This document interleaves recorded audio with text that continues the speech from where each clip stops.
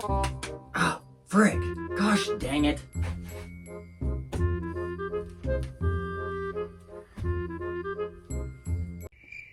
What the heck? Bro, are you serious right now?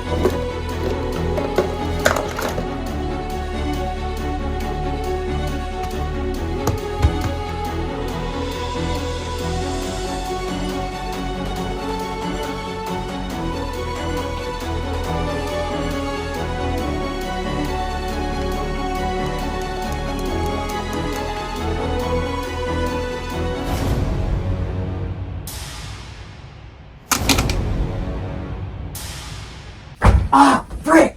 Ah. Hey, who's there? Wait, Charlie? Is that you? Hey, yo, what's good, bro? I didn't know this was your house, man. Well, this is awkward.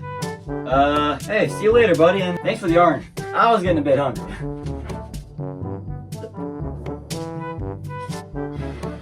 Oh, right. I'm gonna let you get back to sleep. Alright. Bye-bye.